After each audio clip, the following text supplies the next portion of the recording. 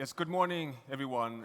I give many science updates, essentially 2 every day almost, but this is my favorite and most important one because you represent the future and you represent exactly what the planet is asking for, that the only currency that matters today is speed and scale, because the planet is today, through the eyes of science, sending a very clear message to humanity.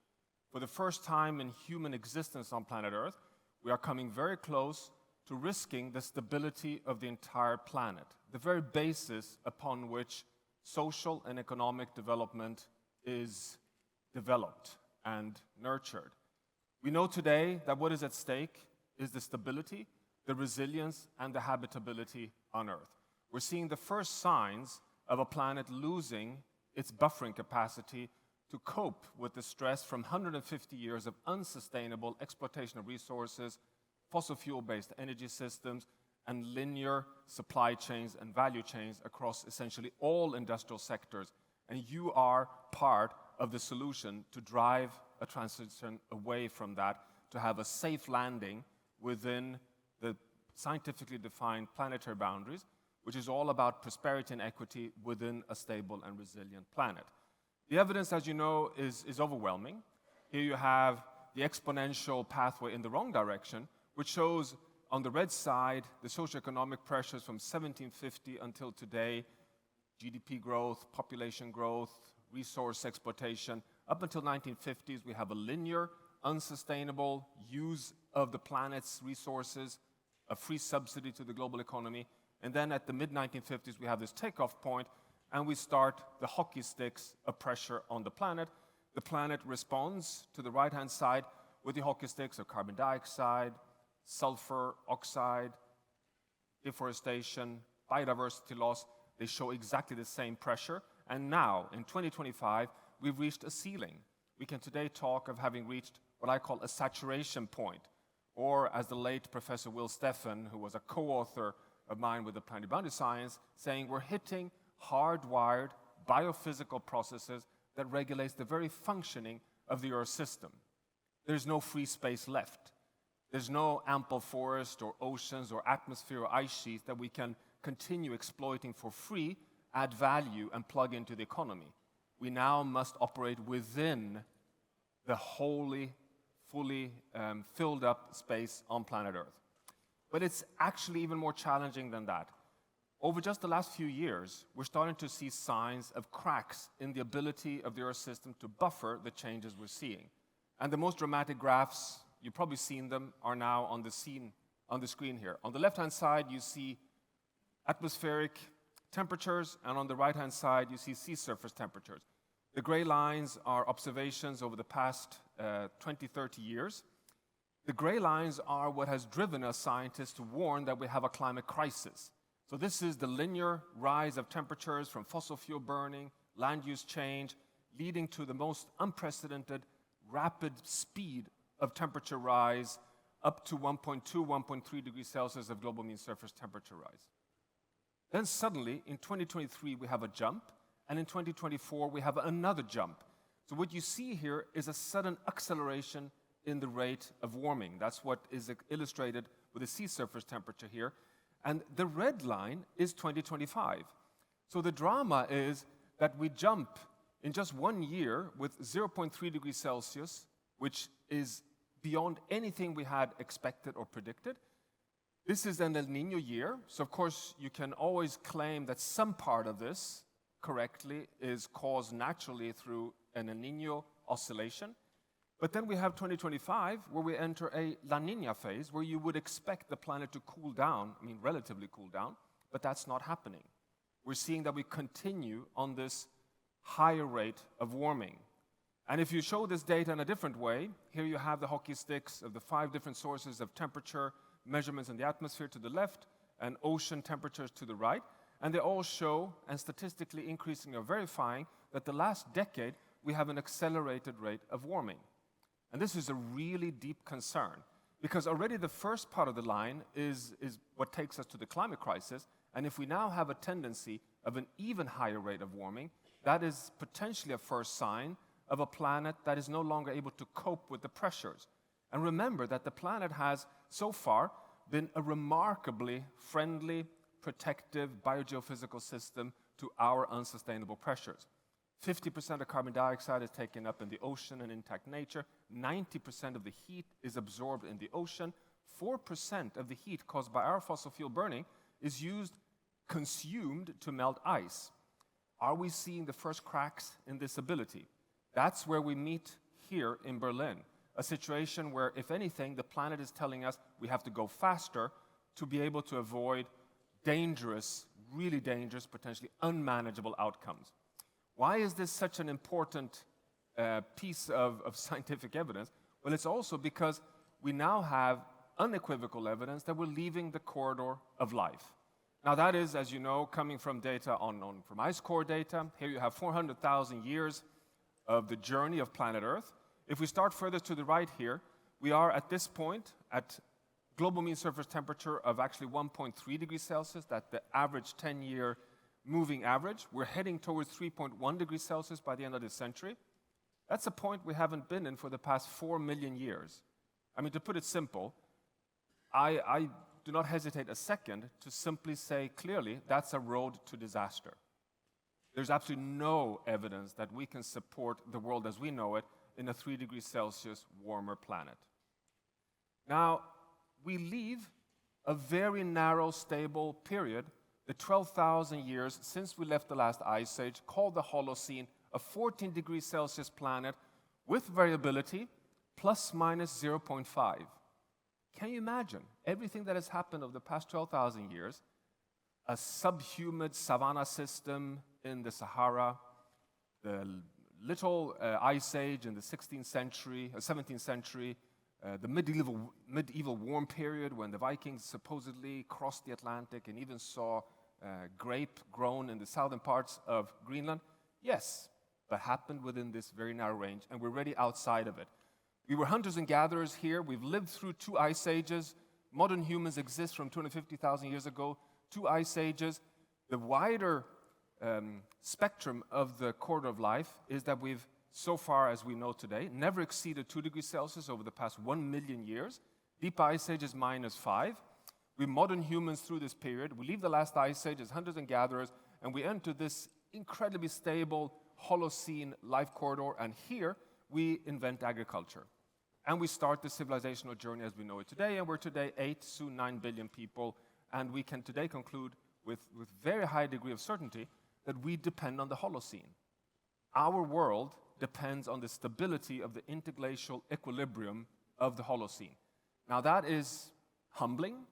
It's also a bit scary in the sense we're leaving it, but it's also very reassuring because it gives us something to measure against. It gives us a reference point for the planet that we need to preserve. It gives us the landing zone where we need to head in the green tech type innovations. So that's a very important piece of evidence when we develop the planetary boundary framework. Finally, we know today that the planet is a self-regulating biogeophysical system characterized by interactions and feedbacks and has tipping point systems. We have identified 16 tipping point systems regulating the climate system. And here you have them. 6 of them are up in the Arctic. That's the ground zero on planet Earth. You have the Greenland ice sheet, you have the permafrost systems, you have the Barents Sea ice. They're all connected, actually, with the North Atlantic through the AMOC system, the Gulf Stream system that regulates heat exchange all the way down to Antarctica, where you have 3 tipping point systems. But you also have the Amazon rainforest. You have the low-latitude coral reef systems. They are across the entire planet. They regulate our stability wherever you live on planet Earth. I call these the global commons today. And here you have them, the list of 16 mapped tipping element systems. They're actually listed also in the IPCC AR6, Working Group 1, Table 4.10 for anyone who's really interested. But for the first time, we're able to quantify the temperatures where they're likely to cross their thresholds. What does it mean to cross the threshold? It means that a system goes from one stable equilibrium dominated by one set of feedbacks that keeps it in that state, like a stable ice sheet, a white surface reflecting 90% of incoming heat back to space. That's the feedback. That system physically crosses a threshold at the moment where more heat is absorbed than is reflected back to space, and the system starts self-melting. you cannot stop it. The Amazon rainforest can also cross a tipping point when the moisture recycling is interrupted by heat and deforestation. The system starts self-drying and it turns into an abrupt shift towards a bush savanna.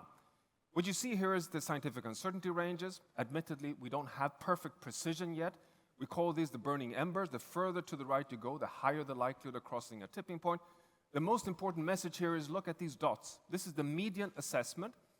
If you look at the first 5, those are likely to cross their tipping points at 1.5 degrees.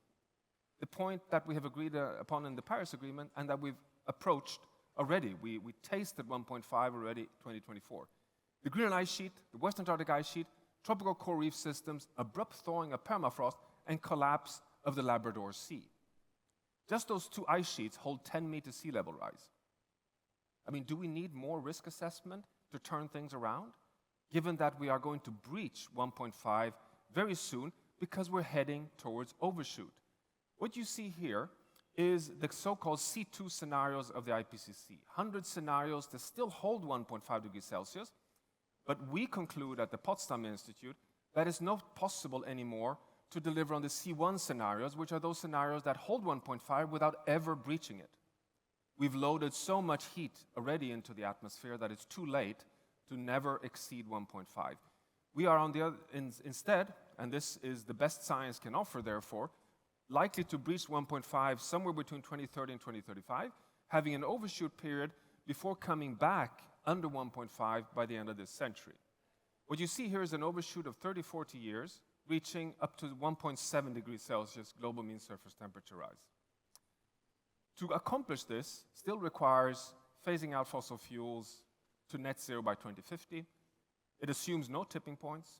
It assumes we'll be able to scale carbon dioxide removal technologies, and it assumes essentially we'll come back within the planetary boundaries on the ocean and intact nature. And this is then the best we can offer. The overshoot period tells us 2 things. One is, and that is with zero uncertainty, things will get worse before it potentially gets better. Because we know that every 1/10 of a degree leads to more droughts, more floods, more heat waves, like the 2022 heat wave in Europe that prematurely killed 60,000 Europeans. More fires, more disease. This is a straight line. It's not an uncertainty range. But the more important question, which I think the GreenTech Festival really addresses, is why would we come back? Why would we be able to have a safe landing? Well, it is about technologies. It's about the green tech transition, but it's also about investing in the biosphere. That is why we need the Planetary Boundary Framework, which gives us a scientific guide to define quantitatively the safe operating space for all the Earth system processes that regulate the stability of the Earth system. It's not only climate, it's also air pollutants, it's chemicals, it's a stable ocean, it's biodiversity, nitrogen, phosphorus, fresh water, and land, and it's, of course, the stratospheric ozone layer. We've quantified all these now. Science is moving forward to give even better precision. We're linking this to AI technologies, to Earth observation data. We're trying to provide you, innovators, with the dashboard for be able to have that milestone point of that green bullseye that we all are trying to aim for. The challenge is, though, that the journey we're on is not bending the curves yet, and it's starting to cost. What you see here is just the 2024 media highlights of all the extreme events when we just touched 1.5 for the first time, costing estimates of $200 billion in extreme costs.